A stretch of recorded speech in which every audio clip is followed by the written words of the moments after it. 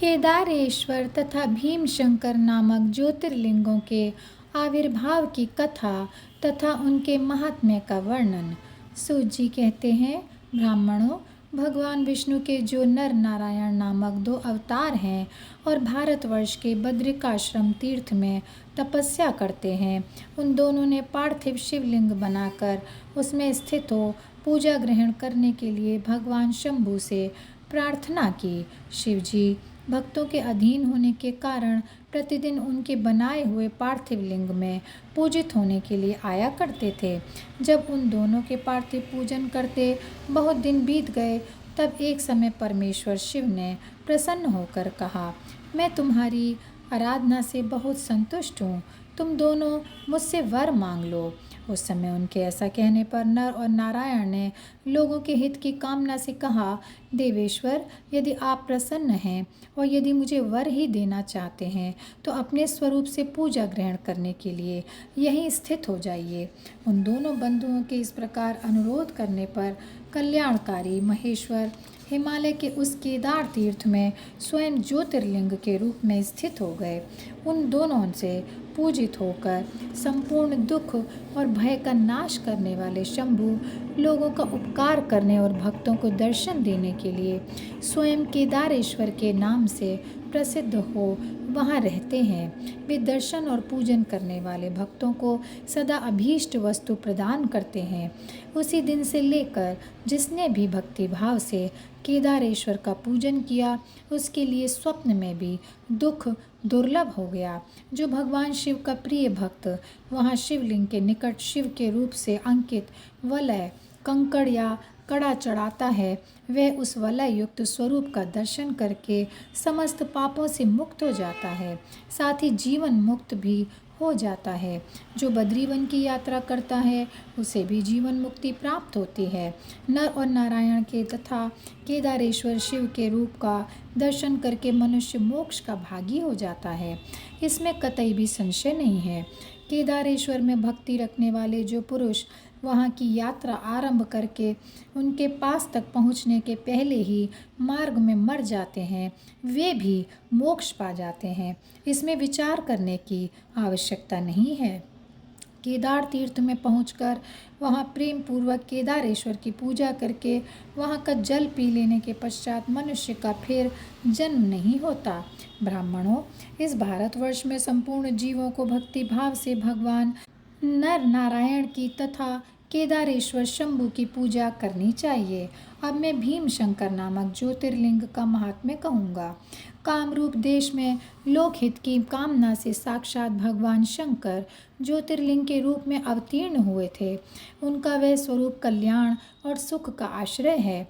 ब्राह्मणों, पूर्व काल में एक महापराक्रमी राक्षस हुआ था जिसका नाम भीम था। वह सदा धर्म का विध्वंस करता और समस्त प्राणियों को दुख देता था। वह महाबली राक्षस कुंभकर्ण के वीर्य और करकटी के गर्भ से उत्पन्न हुआ था तथा अपनी माता के साथ सह पर्वत पर निवास करता था। एक दिन समस्त लोगों को दुख देने वाले भयानक पराक्रमी दुष्ट भीम ने अपनी माता से पूछा, माँ, मेरे पिताजी कहाँ हैं? तुम अकेली क्यों रहती हो? मैं यह सब कुछ जानना चाहता हूँ, अतः यथार्थ बात बताओ। करकटी बोली, बेटा, रावण के छोटे भाई कुंभकर्ण तेरे पिता थे। भाई सहित उस महाबली वीर को श्री राम ने मार डाला। मेरे पिता का नाम करकट और माता का नाम पुष्कसी था। विराध मेरे पति थे जिन्हें पूर्व काल में राम ने मार डाला। अपने प्रिय स्वामी के मारे जाने पर मैं अपने माता पिता के पास रहती थी। एक दिन मेरे माता पिता अगस्त्य मुनि के शिष्य सुतीक्ष्ण को अपना आहार बनाने के लिए गए। वे बड़े तपस्वी और महात्मा थे। उन्होंने कुपित होकर मेरे माता पिता को भस्म कर डाला। वे दोनों मर गए। तब से मैं अकेली होकर बड़े दुख के साथ इस पर्वत पर रहने लगी। मेरा कोई अवलंब नहीं रह गया। मैं असहाय और दुख से आतुर होकर यहाँ निवास करती थी। इसी समय महान बल पराक्रम से संपन्न राक्षस कुंभकर्ण, जो रावण के छोटे भाई थे, यहाँ आए। उन्होंने बलात् मेरे साथ समागम किया। फिर वे मुझे छोड़कर लंका चले गए। तत्पश्चात तुम्हारा जन्म हुआ। तुम भी पिता के समान ही महान बलवान और पराक्रमी हो। अब मैं तुम्हारा ही सहारा लेकर यहाँ कालक्षेप करती हूँ। सूत जी कहते हैं, ब्राह्मणों, कर्कटी की यह बात सुनकर भयानक पराक्रमी भीम कुपित हो यह विचार करने लगा कि मैं विष्णु के साथ कैसा बर्ताव करूं। इन्होंने मेरे पिता को मार डाला, मेरे नाना नानी भी उनके हाथ से मर गए, विराट को भी इन्होंने ही मार डाला और इस प्रकार मुझे बहुत दुख दिया। यदि मैं अपने पिता का पुत्र हूँ तो श्रीहरि को अवश्य पीड़ा दूंगा। ऐसा निश्चय करके भीम महान तप करने के लिए चला गया। उसने ब्रह्मा जी की प्रसन्नता के लिए 1000 वर्षों तक महान तप किया। तपस्या के साथ साथ वह मन ही मन इष्ट देव का ध्यान भी किया करता था। तब लोक पितामह ब्रह्मा जी उसे वर देने के लिए गए और इस प्रकार बोले। ब्रह्मा जी ने कहा, भीम, मैं तुम पर प्रसन्न हूँ, तुम्हारी जो इच्छा हो उसके अनुसार वर मांग लो। भीम बोला, देवेश्वर कमलासन, यदि आप प्रसन्न हैं और मुझे वर देना चाहते हैं तो मुझे आज ऐसा बल दीजिए जिसकी कहीं तुलना ही ना हो। सूत जी कहते हैं, ऐसा कहकर उस राक्षस ने ब्रह्मा जी को नमस्कार किया और ब्रह्मा जी भी उसे अभीष्ट वर देकर अपने धाम को चले गए। ब्रह्मा जी से अत्यंत बल पाकर राक्षस अपने घर आया और माता को प्रणाम करके शीघ्रतापूर्वक बड़े गर्व से बोला, माँ, अब तुम मेरा बल देखो। मैं इंद्र आदि देवताओं तथा इनकी सहायता करने वाले श्रीहरि का महान संहार कर डालूंगा। ऐसा कहकर भयानक पराक्रमी भीम ने पहले इंद्र आदि देवताओं को जीता और उन सबको अपने अपने स्थान से निकाल बाहर किया। तदनंतर देवताओं की प्रार्थना से उनका पक्ष लेने वाले श्रीहरि को भी उसने युद्ध में हरा दिया। फिर प्रसन्नतापूर्वक पृथ्वी को जीतना आरंभ कर दिया। सबसे पहले वे कामरूप देश के राजा सुदक्षिण को जीतने के लिए गया। वहाँ राजा के साथ उसका भयंकर युद्ध हुआ। दुष्ट असुर भीम ने ब्रह्मा जी के दिए हुए वर के प्रभाव से शिव के आश्रित रहने वाले महावीर महाराज सुदक्षिण को परास्त कर दिया और सब सामग्रियों सहित उनका राज्य तथा सर्वस्व अपने अधिकार में कर लिया। भगवान शिव के प्रिय भक्त धर्म प्रेमी परम धर्मात्मा राजा को भी उसने कैद कर लिया और उनके पैरों में बेड़ी डालकर उन्हें एकांत स्थान में बंद कर दिया। वहाँ उन्होंने भगवान की प्रीति के लिए शिव की उत्तम पार्थिव मूर्ति बनाकर उन्हीं का भजन पूजन आरंभ कर दिया।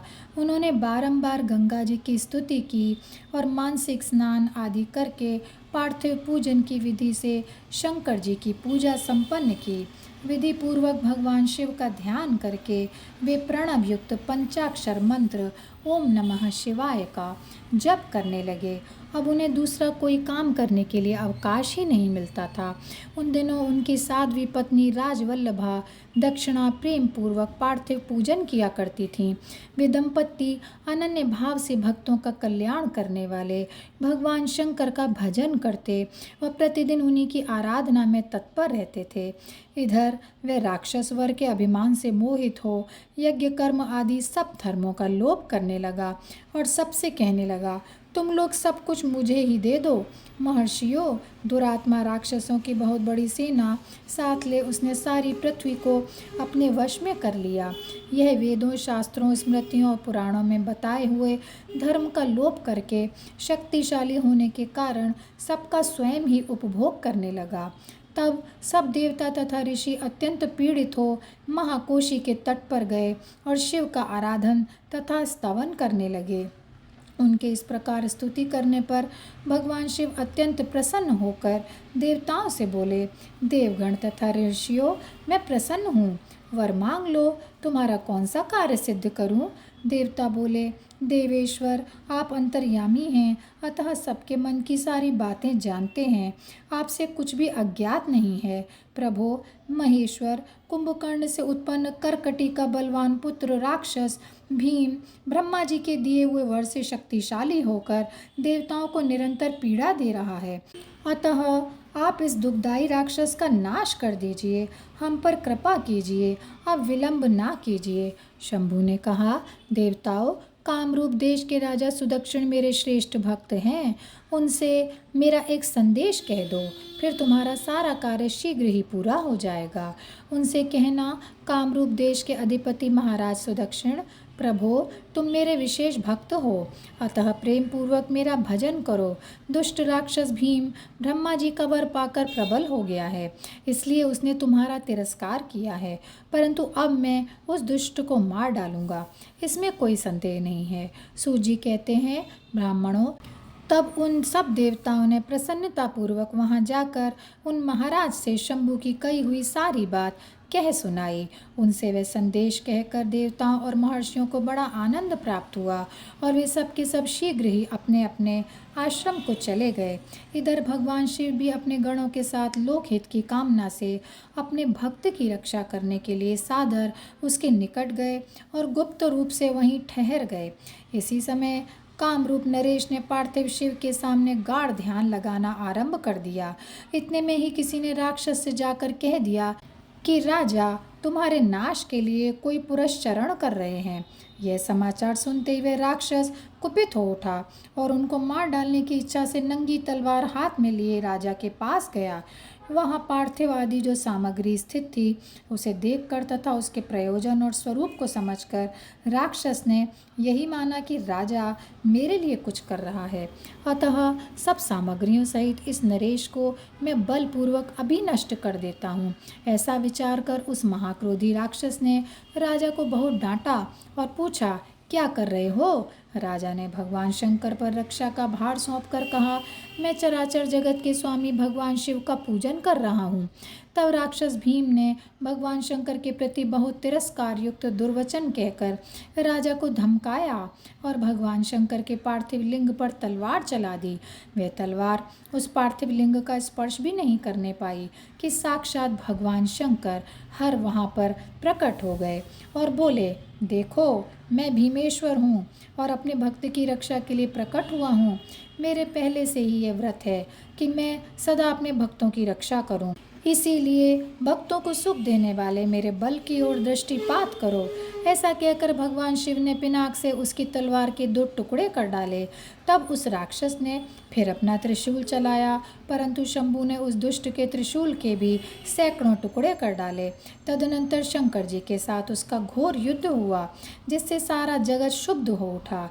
तब नारद जी ने आकर भगवान शंकर से प्रार्थना की। नारद जी बोले, लोगों को भ्रम में डालने वाले महेश्वर, मेरे नाथ, आप क्षमा करें, क्षमा करें। तिनके को काटने के लिए कुल्हाड़ा चलाने की क्या आवश्यकता है? शीघ्र ही इसका संहार कर डालिए। नारद जी के इस प्रकार प्रार्थना करने पर भगवान शंभू ने हुंकार मात्र से उस समय समस्त राक्षसों को भस्म कर डाला। मुने, सब देवताओं के देखते देखते शिव जी ने उन सारे राक्षसों को दग्ध कर दिया। तदनंतर भगवान शंकर की कृपा से इंद्र आदि समस्त देवताओं और मुनीश्वरों को शांति मिली तथा संपूर्ण जगत स्वस्थ हो गया। उस समय देवताओं और विशेषतः मुनियों ने भगवान शंकर से प्रार्थना की कि हे प्रभु, आप यहाँ लोगों को सुख देने के लिए सदा ही निवास करें। यह देश निंदित माना गया है, यहाँ आने वाले लोगों को प्रायः दुख ही प्राप्त होता है, परंतु आपका दर्शन करने से यहाँ सबका कल्याण होगा। आप भीम शंकर के नाम से विख्यात होंगे और सबके संपूर्ण मनोरथों की सिद्धि करेंगे। आपका ये ज्योतिर्लिंग सदा पूजनीय और समस्त आपत्तियों का निवारण करने वाला होगा। सूत जी कहते हैं, ब्राह्मणों, उनके इस प्रकार प्रार्थना करने पर लोकहितकारी एवं भक्तवत्सल परम स्वतंत्र शिव प्रसन्नतापूर्वक वहीं स्थित हो गए। और यहीं पर यह अध्याय समाप्त होता है। ओम नमः शिवाय, ओम नमः शिवाय, ओम नमः शिवाय। ओम नमः शिवाय, ओम नमः शिवाय, ओम नमः शिवाय, ओम नमः शिवाय, ओम नमः शिवाय, ओम नमः शिवाय, नमः शिवाय, नमः शिवाय, नमः शिवाय।